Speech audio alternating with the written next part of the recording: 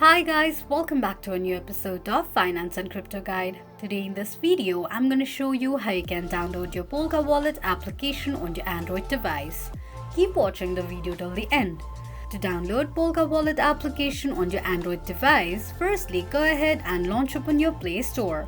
On the search box at the top, type in Polka wallet and make a search. You're going to see the search results displayed on the screen. Simply tap on Insta button right next to the application to begin the downloading process.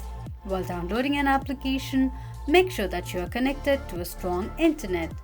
Once the application is downloaded, tap on Open button to launch the application. Open the application and that is how you will be able to download your Polka wallet application on your Android device quickly and easily just in few steps. If you have any thoughts or queries, let us know in the comments section. Don't forget to subscribe to our channel.